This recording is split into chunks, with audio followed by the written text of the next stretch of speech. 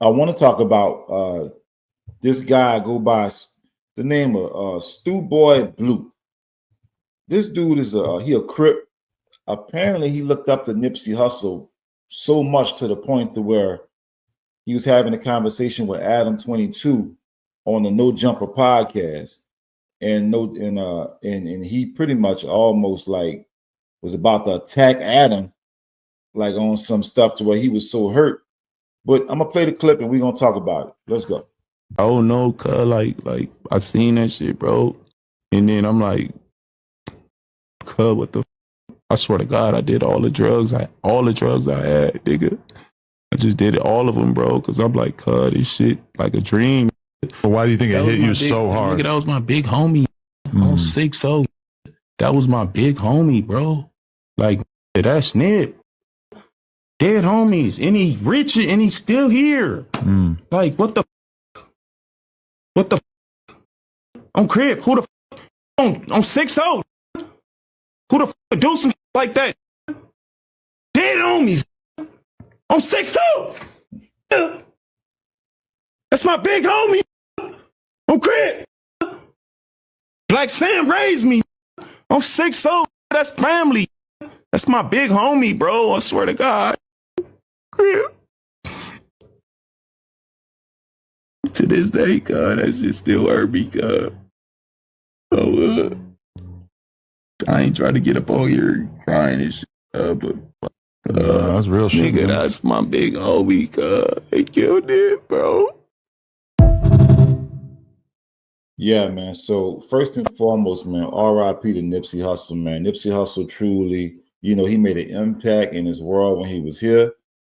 And there's a lot of people looked up to him, apparently. This dude is from the gang, I guess, that Nipsey is from. So I'm looking at this dude and I'm looking at the tattoos on his face. I'm looking at, how his emotions are going all over the place.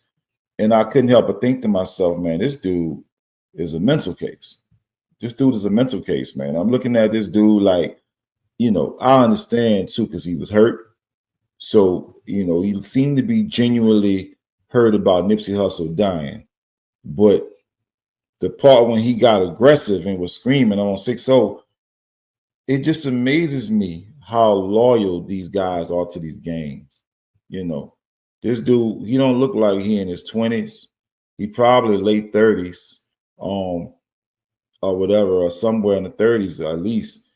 But the loyalty that these guys have to these gangs is amazing, because it really speaks to, man, how the home is so broken, and these young boys have to find themselves finding love outside of the household. So where they attach to these type of gangs and they do these crazy things, they got to get bled in or whatever you call it, or they got to fight their way. Sometimes they get killed trying to get into the gang.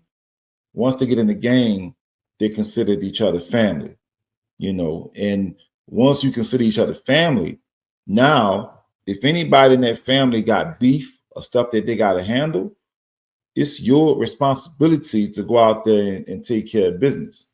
So you automatically going to be in some shit.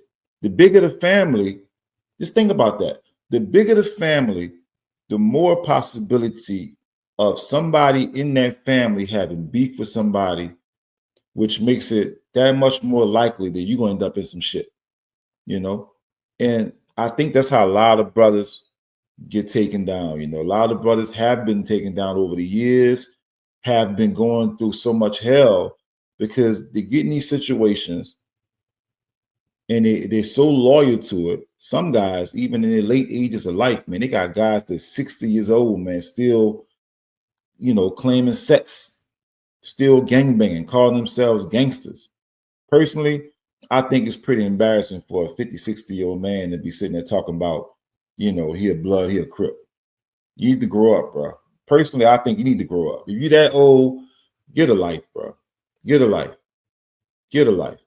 You should be trying to entice these kids to do something more positive and not be sitting there trying to be on board with the foolishness. Now, if it's something positive you're trying to do within the gang, then cool. But if you sitting here calling yourself a big homie, like somebody like a Wacko 100, somebody like him, you know, I mean, I just think it's buffoonery, bro. I think it's buffoonery. But if you're a person that you have, you've sworn into these gangs, now you go to jail. Jail is a whole nother scenery where these guys are clicked up. I'm hearing right now in Cobb County Jail. I live in Atlanta, for those who don't know. In Cobb County Jail and other jails in Atlanta, I'm hearing that they are severely like gang infested. Like literally, you go in there, you better have a side. If you're not gang affiliated in some of these jails, I'm hearing these guys, you know what I mean? Like it's like you a one man, like you're a man on the island.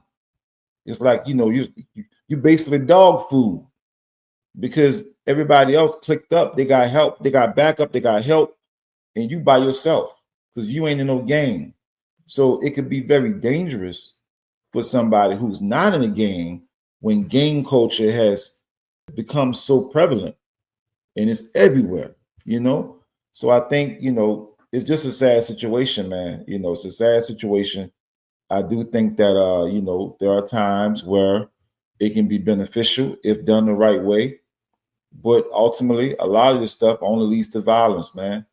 Our community, our culture uses this in a violent manner, and it's never for nothing good, hardly ever. And it's just sad. We see a brother like this crying over Nipsey Hussle that looked like his whole life, his whole being is invested into being a Crip or being a gang member. It just really to me, I empathize for his pain, but I look at his character as a person and I can't help but think to myself, like, man, what the hell? Like, what have you been doing your whole life? Like, what exactly, you don't have anything else to be loyal to by this time. You don't have anything where's your family? You got kids yet? A wife? It's just sad that some people never really grow up or overcome a mentality when they were very young.